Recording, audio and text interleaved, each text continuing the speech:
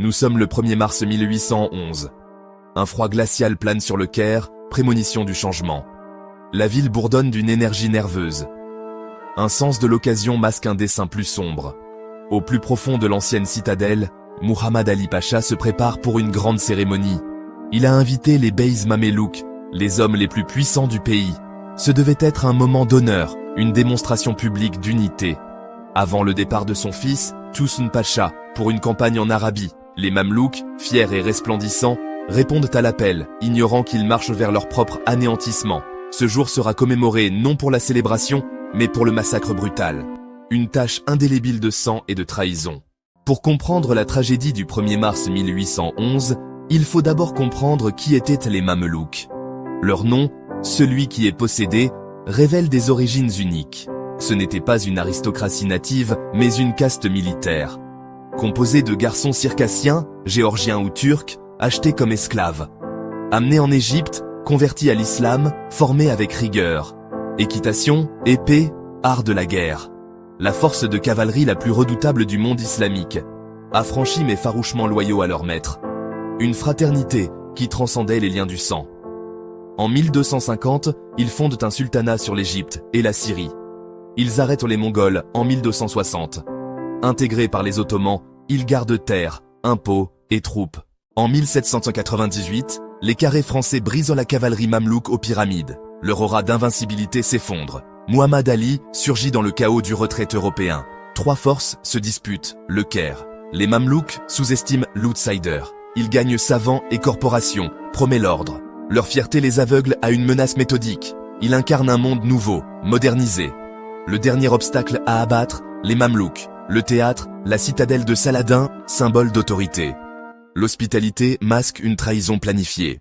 Muhammad Ali était fondamentalement différent des beys mamelouks.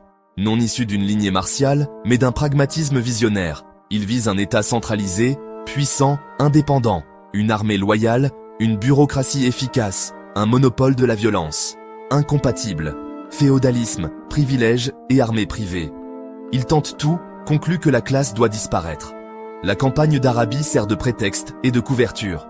Avant d'envoyer l'armée, sécuriser l'intérieur. Plus de batailles ouvertes, une solution chirurgicale. Théâtre politique, attirer toute la direction dans un piège. L'invitation est la clé de la chasse finale et sanglante. Préparatifs menés avec discrétion et précision. Muhammad Ali supervise tout, impitoyable. Le spectacle distrait la ville. À l'intérieur, une embuscade se met en place. Il confie l'exécution à ses plus loyaux, dont Salih Kouch. Troupes postées le long du parcours. Invitation somptueuse, honneur impossible à refuser. Muhammad Ali compte sur leur orgueil. Il feint l'intégration au nouvel ordre. Épuisés, ils tombent dans le piège. Près de 500, avec leurs principaux beys. Un défilé étroit, murs hauts et pente abrupte. Les issues verrouillées, la nasse prête. Le matin se leva clair et lumineux. Les beys et leurs hommes gravissent à la pente. Parés de soie, velours et brocart. Cimetères et pistolets scintillent. Les kérotes s'émerveillent, sans rien savoir. Reçus avec pompe, escortés devant le pacha. Courtoisie parfaite, aucun indice de violence. Le point culminant sacre le fils. Partager la table achève de désarmer les soupçons. Les chefs, détendus, croient à un nouvel ordre. Ils mèneront le défilé, la colonne se forme. Des espaces ouverts au goulet clos. Une fin terrible et rusée. À l'issue du chemin, la porte est close. Le piège est tendu, pris entre deux barrières de pierre. Un silence que perce l'alarme. Le ciel éclate en feu et en fumée. Les mousquets s'abaissent. La première salve est dévastatrice. La pierre réverbère un tonnerre assourdissant, impuissant face aux tirs d'en haut. La fière procession se mue en maelstrom. Odeur âcre de poudre et de sang. Le massacre au passage n'était que le début. Traquer et éliminer Mamelouks, familles, serviteurs. Le Caire assiégé par ses dirigeants. Avertissement macabre au reste du pays. La ville est paralysée par la peur. La structure du pouvoir s'effondre. Dispersé, politiquement insignifiant. Muhammad Ali consolide, saisit terres et biens. Les revenus alimentent armée et modernisation. Le règne mamelouk est définitivement terminé. La voie est libre pour transformer l'Égypte. Monopole sur pouvoir et richesse, réforme radicale. Chaque pan de la société est retouché. Une armée moderne, recrutée parmi les paysans. Un changement révolutionnaire. L'économie au service de l'armée. Centralisation au-delà du militaire. Intégration aux marchés mondiaux. Gouvernement réorganisé et efficace. Former cadres et savoir-faire. Modernité rapide, souvent brutale.